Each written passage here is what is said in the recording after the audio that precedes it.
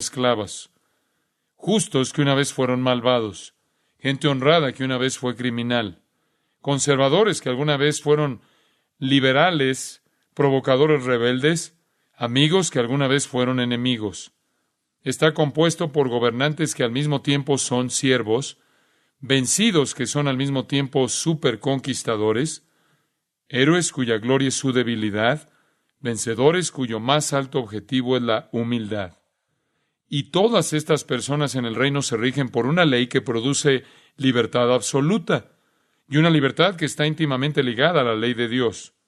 Todos en este reino están gobernados por un rey que murió por sus súbditos, un juez que fue castigado por los culpables en su corte, un gobernador de la gloria celestial coronado con espinas terrenales, el Señor de la vida que fue asesinado, el Creador de los hombres que fue ejecutado por ellos. Y las paradojas culminan en un rey muerto que resucita a la vida. Debido a esta realidad, podemos intercambiar la muerte en vida por la vida que muere. Es de esa última paradoja que quiero hablar. El intercambio de la muerte en vida por la vida que muere. Esas son dos afirmaciones paradójicas, pero tienen sentido si entendemos las Escrituras. La Biblia indica que todo el mundo fuera del reino de Dios, fuera de la fe cristiana sin Cristo, todo el mundo exterior está muerto en vida y los que están dentro son los vivos que están muriendo. Fuera, todos están muertos en vida. Dentro, todos tienen una vida que se apaga. ¿Qué queremos decir con eso? Hay un pasaje de la Escritura que nos lo despliega bajo la inspiración del Espíritu Santo de Dios. Efesios capítulo 2.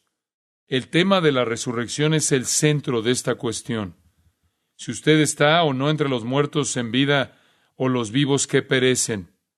La resurrección de Jesucristo fue concebida por Dios para llevar a la gente de la muerte en vida a la vida que se extingue. Y lo vamos a explicar en un momento. Permítanme leer este texto. Efesios 2:1. Y Él os dio vida a vosotros, cuando estabais muertos en vuestros delitos y pecados, en los cuales anduvisteis en otro tiempo, siguiendo la corriente de este mundo, conforme al príncipe de la potestad del aire, el espíritu que ahora opera en los hijos de desobediencia, entre los cuales también todos nosotros vivimos en otro tiempo en los deseos de nuestra carne, haciendo la voluntad de la carne y de los pensamientos, y éramos por naturaleza hijos de ira, lo mismo que los demás. Pero Dios, que es rico en misericordia, por su gran amor con que nos amó, aun estando nosotros muertos en pecados, nos dio vida juntamente con Cristo. Por gracia sois salvos. Y juntamente con Él nos resucitó, y asimismo nos hizo sentar en los lugares celestiales con Cristo Jesús, para mostrar en los siglos venideros las abundantes riquezas de su gracia en su bondad para con nosotros en Cristo Jesús. Ahora vamos a ver el texto más detenidamente, pero por el momento quiero que vean el versículo 5. Aun estando nosotros muertos, Él nos dio vida. Este es el significado de la resurrección de Jesucristo, la esencia de la fe cristiana, el Evangelio de Jesucristo, la distinción del cristianismo, la verdad de Dios. Apartados de Dios, todos los hombres están muertos. Vamos a hablar de los muertos vivientes. Versículo 1. Cuando estabais muertos. Está describiendo a los que ahora creen y recordándoles que ellos solían estar entre los que estaban muertos. Físicamente vivos, sí. Espiritualmente, muertos. Espiritual y eternamente muertos. Y no solo es cierto de aquellos a los que Él escribió, pero notará al final del versículo 3 esa pequeña frase, lo mismo que los demás, e incluye a toda la humanidad. Esta es una condición universal. No solo tú, sino todos los demás. Nadie puede negar que nuestro mundo esté en problemas. Nadie puede negar que tenemos problemas. Tenemos personas que resuelven problemas por todas partes. Gente que nos dice que la respuesta es cambiar esto o aquello. Una mejor educación, una mejor comprensión de los demás, la disminución de las tensiones raciales, la elevación de la autoestima, etcétera, etcétera. La gente nos dice que los verdaderos problemas que el hombre enfrenta son los problemas sociales. La incapacidad de vivir en armonía con su entorno social, que no puede llevarse bien con la gente a su alrededor, Tiene que ser socialmente consciente, socialmente sensible, socialmente educado. Otras personas dicen que el verdadero problema del hombre no es psicológico, no es social. No se trata de sus relaciones con los demás, se trata de su relación consigo mismo. No puede ponerse en contacto con su propio sentir interno. No puede calmar sus propias ansiedades internas. De alguna manera necesita estar en paz consigo mismo, cultivar la autoestima, poder resolver sus problemas psicológicos y recomponerse a sí mismo para poder fácilmente unirse con alguien más. Hay otros que dicen que el problema del hombre no es realmente social o psicológico, sino que es el medio ambiente, la forma en que ha sido tratado. La gente lo ha traumatizado, abusado, golpeado y muchas otras cosas más. Y él no se adapta a la complejidad del mundo, no le entiende y no puede cumplir sus sueños. Y realmente es su entorno el que lo arruina. Por lo tanto, el hombre no está en armonía con la gente a su alrededor, no está en armonía consigo mismo, está fuera de armonía con su entorno y ese es su problema. Pero ese no es su problema en absoluto. Esos son los síntomas de su problema. El problema del hombre es que está muerto por completo. Está alejado de la vida de Dios. Efesios 4:18 lo dice, ajenos de la vida de Dios. Está muerto espiritualmente. Su cuerpo vive, pero el hombre está muerto. Él está carente de la vida que reconoce a Dios. Él no puede conocer a Dios, no puede entender a Dios, es insensible a Dios, no puede comprender a Dios, no puede tener una relación con Dios, no puede hacer la voluntad de Dios, no puede cumplir con la palabra de Dios y es por eso que no puede disfrutar de la bendición de Dios. El hombre incrédulo no está simplemente enfermo, está muerto. ¿Y qué es la muerte? La incapacidad de responder a estímulos. No puede responder a Dios. No puede responder a la realidad divina. Está muerto a ella. Un día estaba en mi oficina cuando recibimos una llamada telefónica de una madre que lloraba desesperada porque había encontrado a su bebé muerto en su cuna y preguntaba si alguien podía ir. Y corrí por la calle tan rápido como pude, toqué la puerta y me permitieron pasar. Ella estaba sola con este pequeño bebé acostado en su cama, azul, muerto y frío. Tenía al bebé como lo haría una madre. Lo besaba, lo abrazaba y lo frotaba, haciendo todo lo posible, haciendo todo lo que podía por despertar una respuesta en el bebé. Pero no había ninguna respuesta. Y si hay algo que es cierto de la vida humana, es que un bebé responde al amor y al cariño de su madre.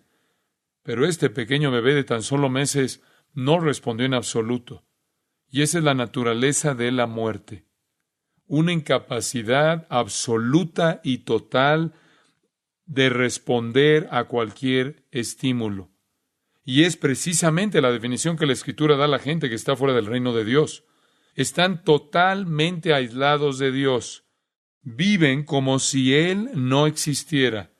No son capaces de responderle. A lo largo de los años, he tenido una serie de funerales de pequeños bebés. Y mientras que ellos yacían en el ataúd, ahí en el funeral, algunas madres han subido y levantado la cabeza, besando a ese pequeño bebé en un último esfuerzo, por así decirlo, de dar vida a ese niño. Y no hubo absolutamente respuesta alguna. Así es la muerte, la incapacidad de responder. Y la Biblia dice que la gente fuera de Jesucristo está separada de la vida de Dios, muertos a todos los estímulos divinos. Todos los pecadores están en la misma condición, absolutamente muertos. Por lo tanto, no pueden hacer lo que agrada a Dios, no pueden disfrutar de su bendición y su favor. Todos los pecadores están muertos. La única diferencia entre los pecadores es el estado de su decadencia. Están todos muertos. El mundo, entonces, es el cementerio de los muertos vivos. Se mueven como si estuvieran vivos, pero no lo están. La Escritura dice que están muertos mientras viven. John Eadie, el predicador escocés del siglo XIX, dijo, y cito, «Los hombres sin Cristo son muertos que caminan. Las bellezas de la santidad no atraen al hombre en su insensibilidad moral, ni las miserias del infierno lo disuaden». Fin de la cita. ¿Usted puede hablarle acerca del cielo? ¿No le interesa? ¿Usted puede hablarle acerca del infierno? ¿No tiene miedo? Ahora bien, este tipo de hombre no necesita transformación. expiación, restauración, resucitación. Necesita resurrección, necesita vida, porque está muerto.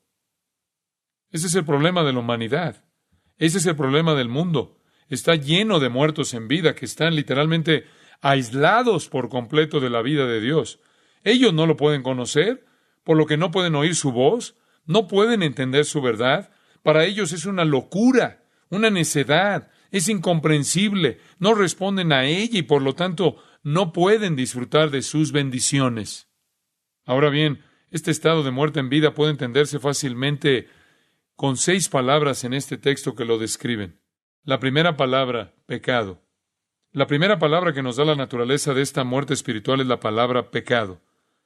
Note en el versículo 1 que estabais muertos en vuestros delitos y pecados.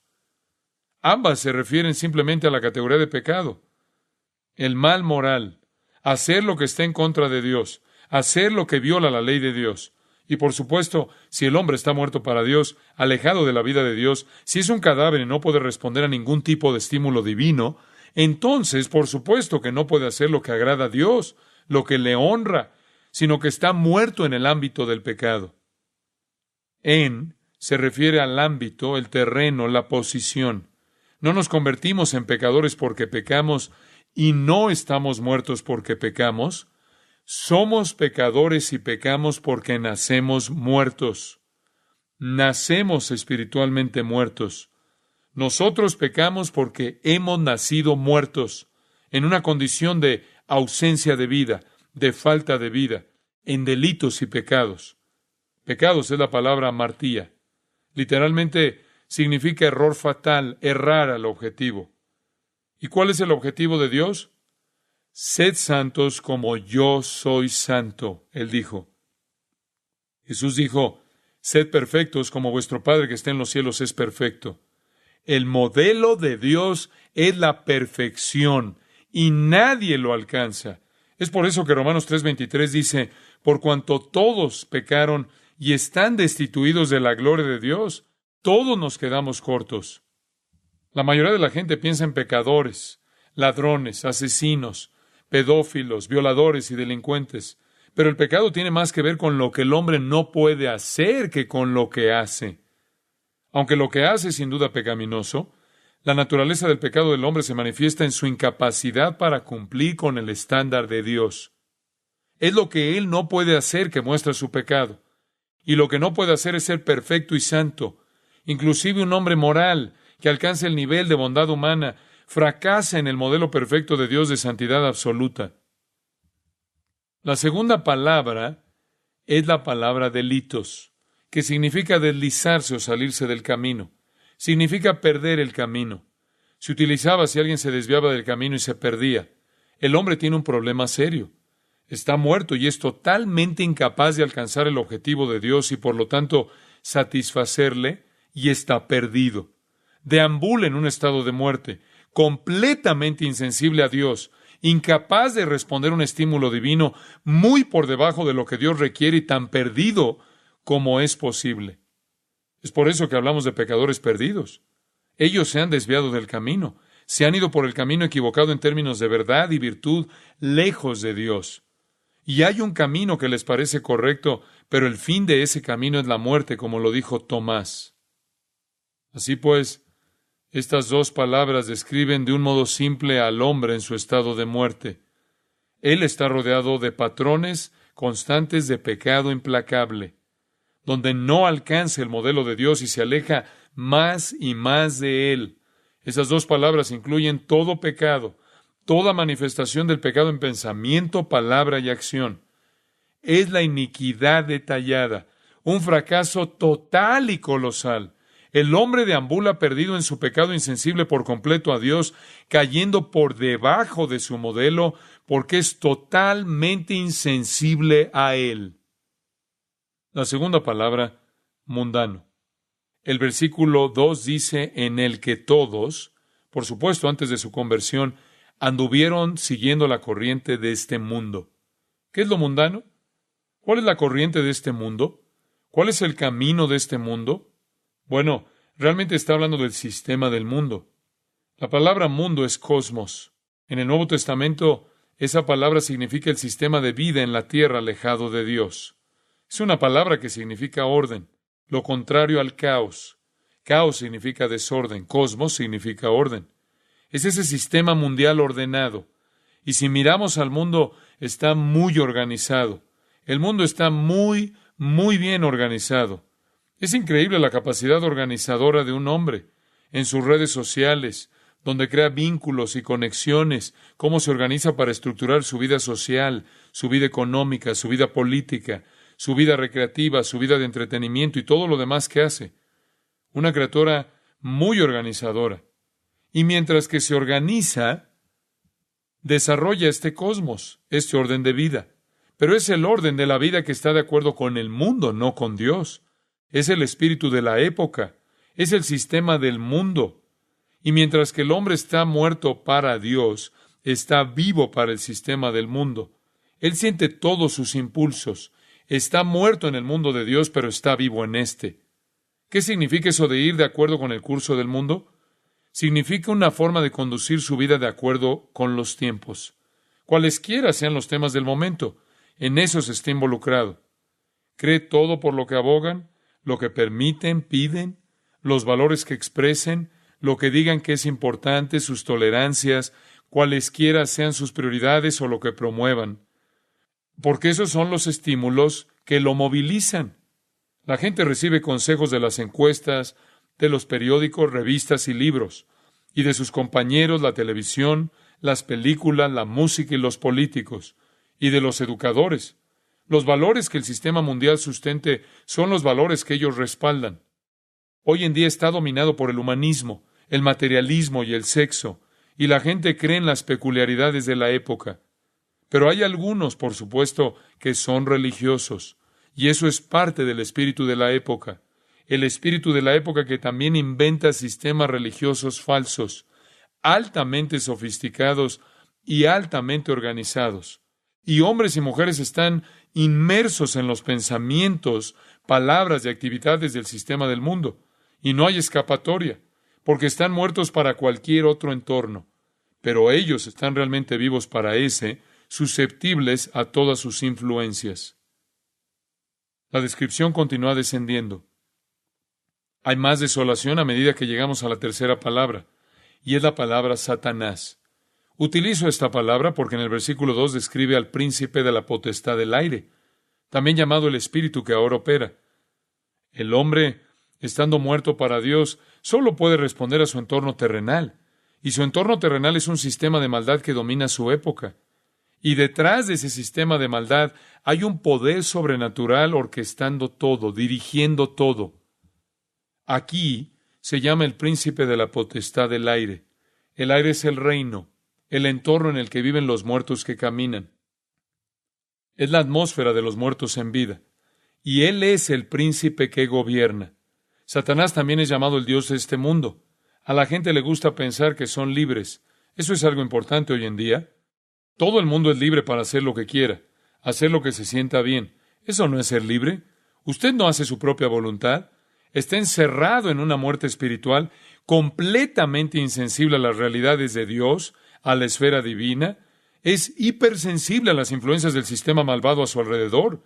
Está sumido en su propio pecado y el sistema perverso va en contra de su carácter pecaminoso por medios muy sofisticados que están siendo dirigidos por un ser sobrenatural que la Biblia llama Satanás, quien alguna vez fue el ángel más poderoso en el cielo de Dios. Esto no quiere decir que Satanás esté en realidad trabajando personalmente en cada individuo que no es creyente, pero junto con sus demonios, él está detrás del sistema mundial, el sistema mundial anti-Dios, malas influencias que dominan a los pecadores. Y Satanás es el que ha diseñado el sistema del mundo. No son libres. Y puedo añadir que la religión es la herramienta de engaño más sofisticada de Satanás.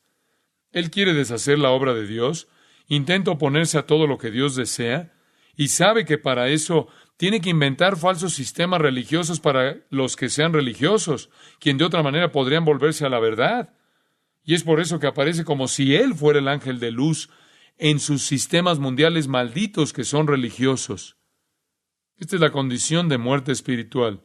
aislados de la vida de Dios, envueltos en pecado implacable, bajo la influencia del sistema del mundo que nos rodea y todos sus valores, que están siendo controlados totalmente por el principal ser antidios sobrenatural en el universo, llamado Satanás, y es llevado a cabo a través de todos sus millones de demonios que hacen su voluntad. El panorama es aún más sombrío a medida que llegamos a la cuarta palabra, desobediencia. En el versículo 2, el príncipe de la potestad del aire, el espíritu que ahora opera en los hijos de desobediencia.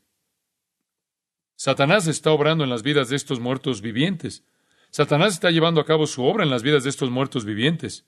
Por cierto, los hijos de desobediencia es una forma semítica de referencia para describir una vida caracterizada por la desobediencia. Cuando una persona se caracterizaba por ser desobediente, dirían que es un hijo de desobediencia. En el Antiguo Testamento, si era particularmente malo, ellos dirían que era un hijo de la maldad o un hijo de Belial, que es el antiguo nombre de Satanás. Naturalmente, la gente separada de Dios, cubierta en pecado, susceptible a todas las influencias de un sistema orquestado, dirigido y energizado por Satanás, va a desobedecer a Dios. Eso es obvio. No pueden obedecer a Dios. Satanás odia todo lo que Dios desea, y Satanás nutre al sistema del mundo y a todo este odio hacia Dios.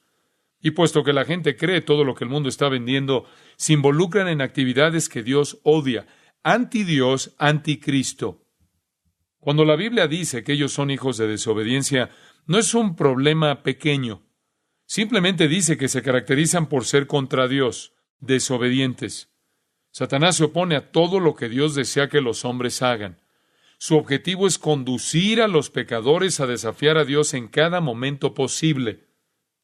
De manera frontal, con perversidad desmedida o con su religión hipócrita que es falsa. Satanás trabaja para lograr que los hombres desafíen a Dios. Este es el estado de los muertos vivos. Esta es la condición de los muertos vivos. Yendo aún más profundo en su descripción de la depravación humana, llegamos a una quinta palabra, lujuria. Versículo 3. Solemos vivir en los deseos de nuestra carne, haciendo la voluntad de la carne y de la mente.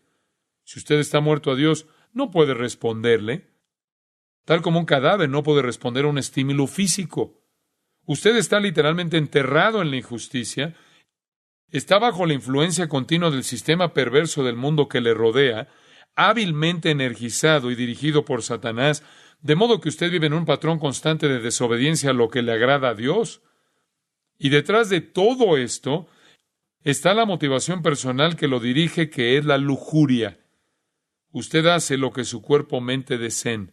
Eso es lo que está diciendo.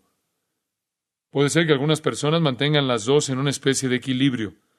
Algunas personas satisfacen algunas de sus pasiones carnales y cumplen algunas de sus pasiones intelectuales al mismo tiempo.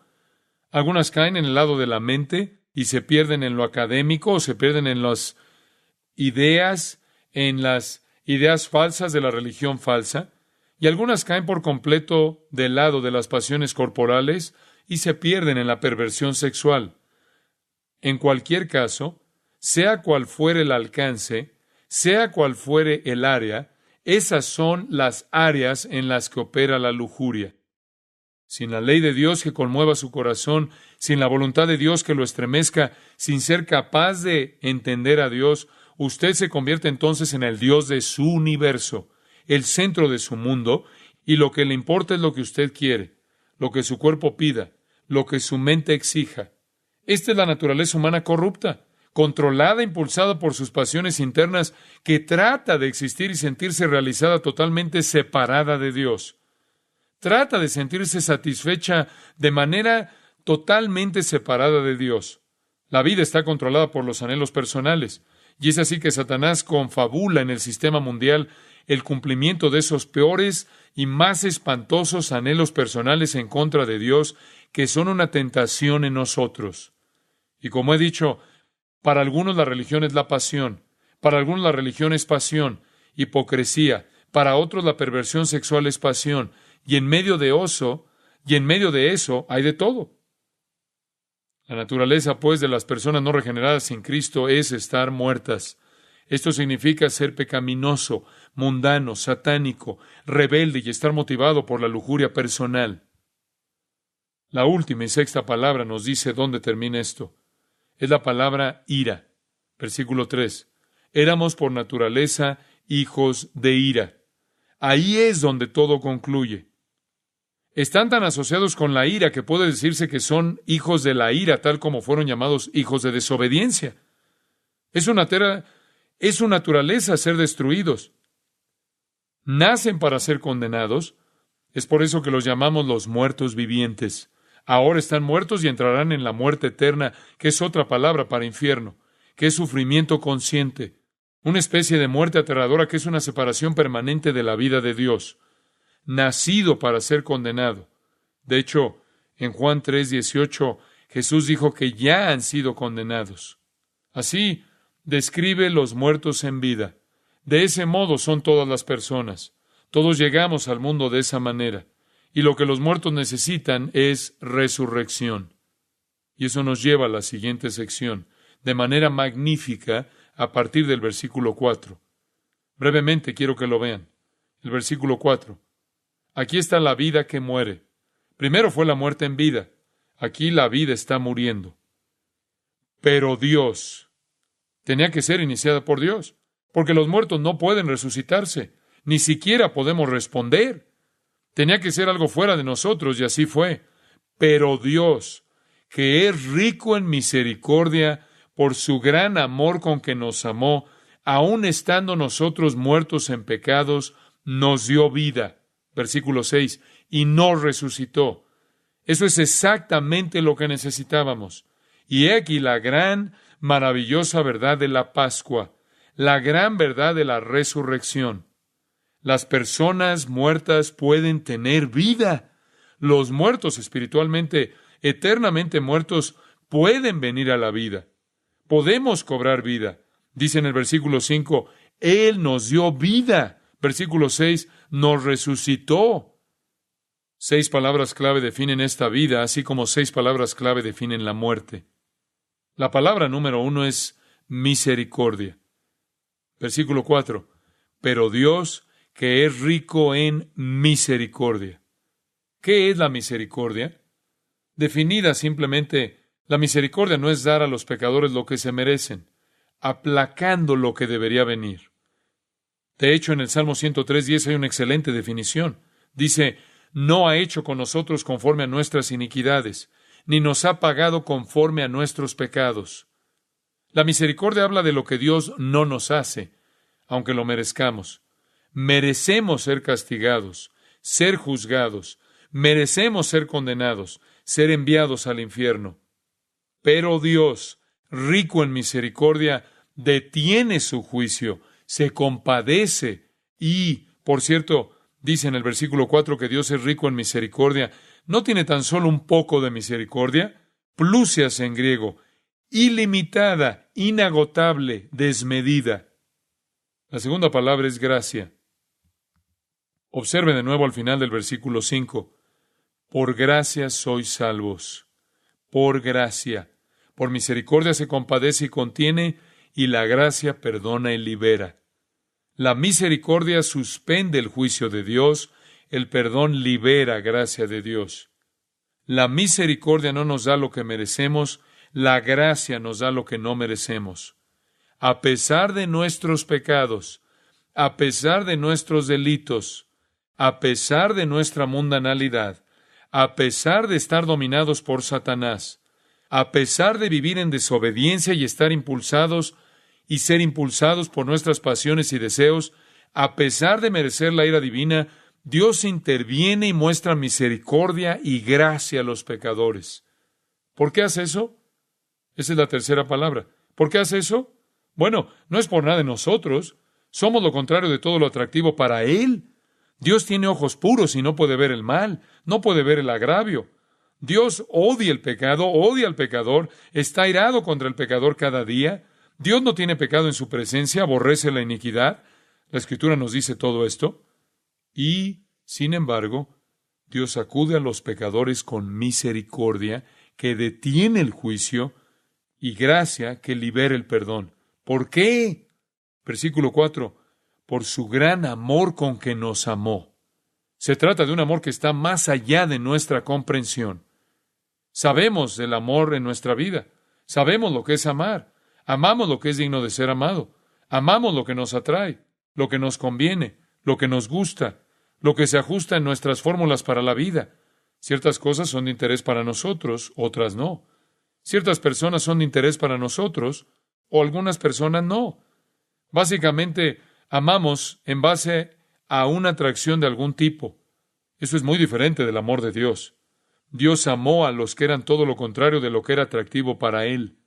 Él ama a los pecadores que eran la antítesis de todo lo que amaba.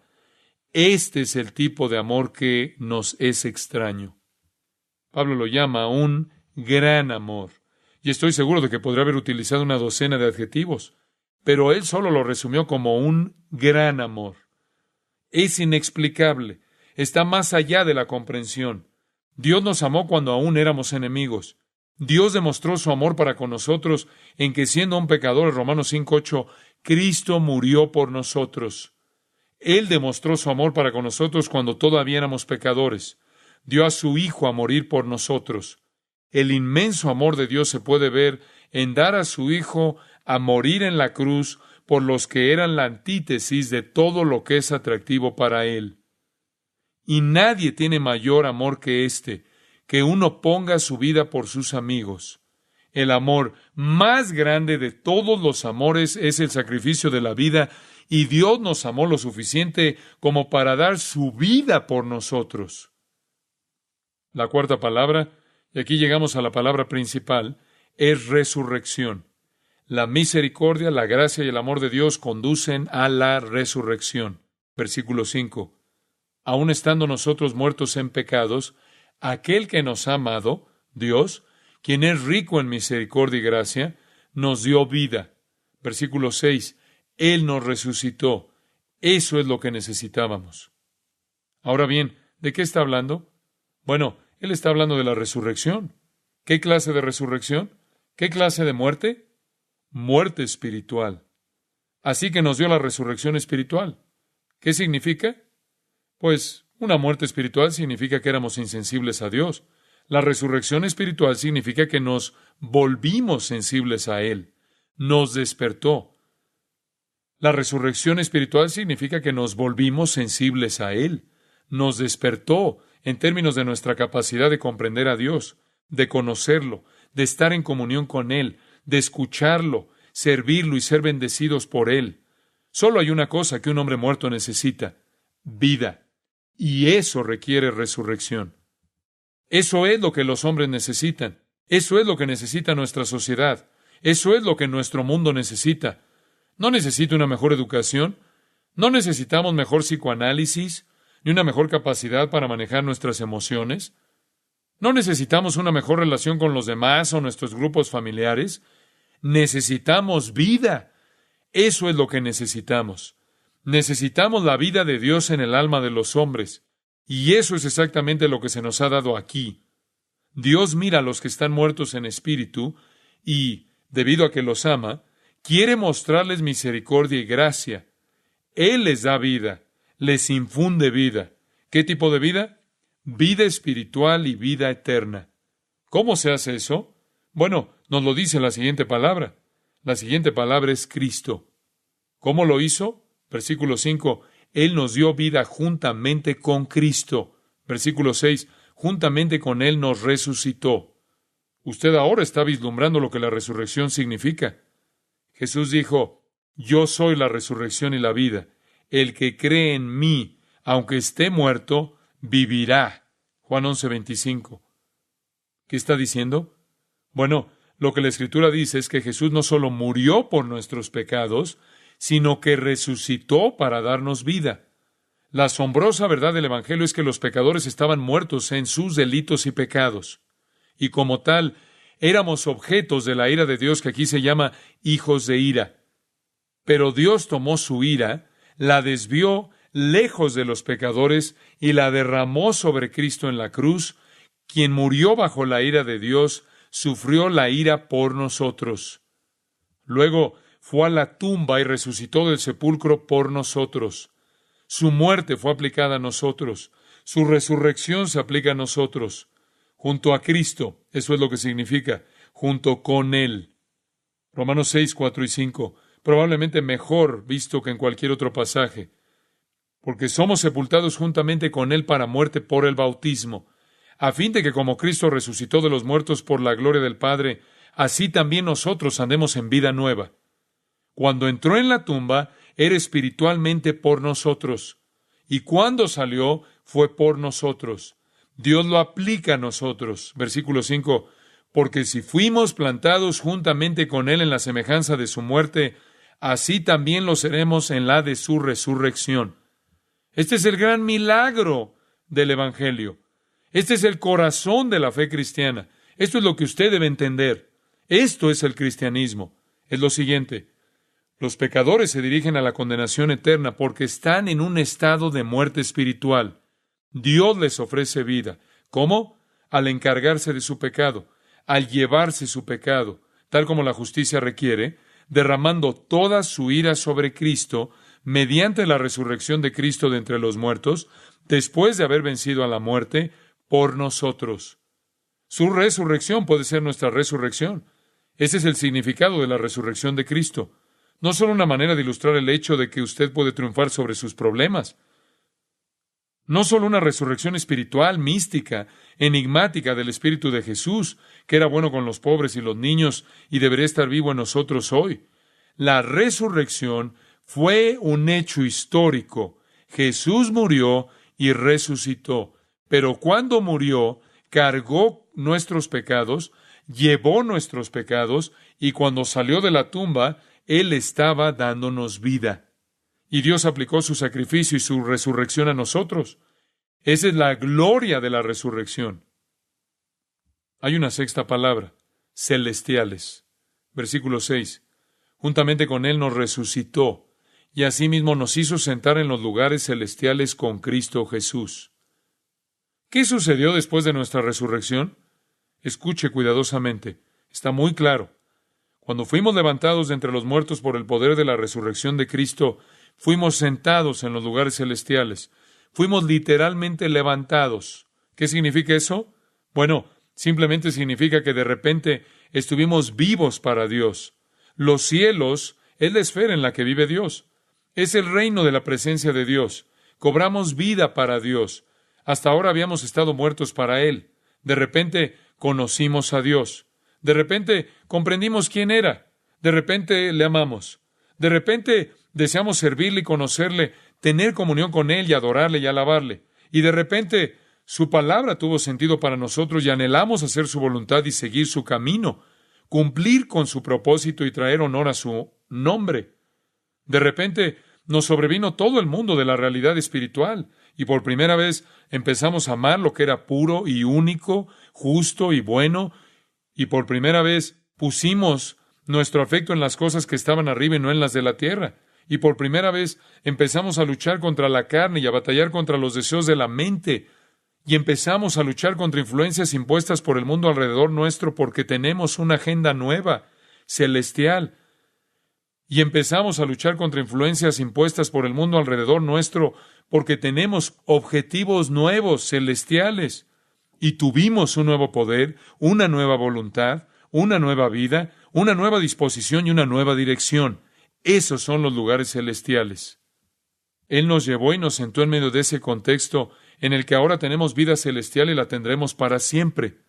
Dios no solo nos resucitó dejándonos para que anduviéramos por el cementerio, Él nos levantó un mundo completamente distinto. Somos ciudadanos del cielo. Es por eso que la canción dice, este mundo no es mi hogar, solo estoy de paso, mis tesoros pondré en algún lugar más allá de aquí. Toda nuestra vida está allá arriba. Vemos las cosas completamente diferentes. Todo se ve a la luz de la eternidad. Todo se ve a través de los ojos de Dios, por así decirlo. Todo el mundo es diferente para nosotros porque vivimos en los lugares celestiales. Por supuesto, la carne está ahí, los deseos están ahí, el mundo está ahí, Satanás está ahí, la batalla está ahí, pero entendemos la batalla Y entendemos la alternativa y también entendemos la voluntad de Dios y la gloria de Dios y el propósito de Dios. Y todo es fresco, vívido, hermoso y claro para nosotros. Esa es la diferencia entre los muertos en vida y los vivos que están muriendo. Esa es la diferencia entre existir muertos en vida y una vida que agoniza. Estamos muriendo físicamente, pero estamos vivos espiritualmente, y eso será para siempre. La última cuestión es responder a la pregunta crucial: ¿cómo pasar de una a la otra? ¿Cómo puedo dejar de estar entre los muertos vivientes y llegar a estar entre los vivos que están muriendo? La respuesta, versículos 8 y 9, el resumen de todo. Esta es la respuesta. ¿Cómo es posible? Porque por gracia hemos pasado por eso, sí, pero ¿cómo ocurre? Por medio de la fe. Porque por gracia hemos pasado por eso, sí, pero ¿cómo ocurre? Por medio de la fe. Y esto no de vosotros. No es un trabajo, una obra, un acto que usted hace, pues es don de Dios. No es por obras para que nadie se gloríe. No hay lugar para el esfuerzo propio, para jactarse, para la autocomplacencia, el logro humano. No es por obras. Dice que es por medio de la fe. Entonces, ¿qué es eso? ¿Qué quiere decir por medio de la fe? Le daré una definición sencilla de la fe. La fe es una convicción dada